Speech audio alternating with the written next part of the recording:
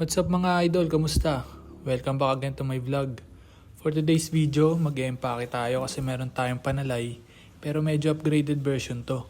Kasi hindi tayo dito sa Pilipinas maglalaro. Naisama nga tayo ng mga idol natin sa isang basketball league doon sa Malaysia. After ko mag-ayos ng gamit, nagutom nga tayo kaya kumain lang tayo ng konti. At umalis na nga rin tayo papunta ng airport. Alas 3 na nga pala na madaling araw to. Flight kasi namin is 6 AM. Mas maigi ng mas maaga kaysa naman malate tayo at may iwan ng eroplano. Thank you nga pala tito sa paghatid sa akin dito sa airport. Pagpasok sa loob ng airport, chinekin na nga namin yung mga bagay namin at nagbayad ng travel tax. Nagkape nga lang din muna kami saglit ni Koyman at pumunta na rin sa boarding gate na nakalagay sa ticket namin. 6:30 AM pinapasok na nga kami sa eroplano at kasama na din namin dito si Mark Yu na isa din sa mga magiging kampi natin. First time ko nga palang maglalaro sa ibang bansa kaya medyo kabado ako na excited. Nasa 4 hours nga din halos ang biyahe mula Manila papunta ng Kuala Lumpur, Malaysia.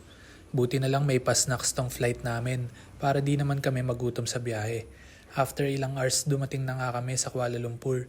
And habang naghihintay, medyo sumama yung pakiramdam ko. Sumama yung tiyan ko dito at medyo kakaiba nga talaga yung CR nila dito. Nasa baba kasi yung bowl nila. And after nyan, dumiretso na nga tayo sa immigration dito sa Kuala Lumpur para sa clearing natin. Kumain kami ng lunch sa Burger King at dumiretso na rin kami sa boarding gate para sa next flight namin. Papunta naman kami ngayon sa Kuching, isa sa mga province dito sa Malaysia. Doon nga pala yung lalaroan namin na liga. So nag-boarding na nga ulit kami at babiyahe na kami papunta ng Kuching. 2 hours nga din yung magiging biyahe namin papunta doon. At buti na lang ay may pa-snacks ulit dito sa flight namin na to. Kaya busog na naman si KD. After ng 2 hours na biyahe, nakalanding na nga din yung eroplano namin sa airport ng Kuching. Dumiretso na nga ulit kami sa immigration at dumating na nga din yung magsusundo sa amin dito sa airport. Siya nga pala yung isa sa magiging coach namin at guide dito sa Malaysia.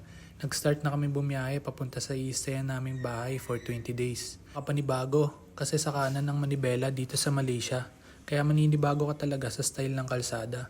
Pagdating namin sa bahay kung saan kami mag-i-stay, nagpahinga nga lang kami ng konti at trabaho na tayo agad. Meron pa kasi kaming practice ng 7 PM. Pero bago yung practice, naghanap muna kami ng mga kainan namin para hindi naman kami manghina sa practice namin.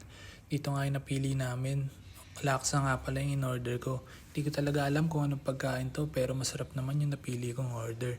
After namin kumain, dumiretso na nga rin kami sa court kung saan kami magpa-practice. Pinakilala nga lang pala din sa atin yung mga magiging teammates natin at yung mga boss natin dito sa team. After ng konting drills at mga shooting, tapos din yung ensayo natin at makakapagpahinga na rin tayo sa wakas. O paano, kita na lang tayo ulit sa mga susunod pang video ah.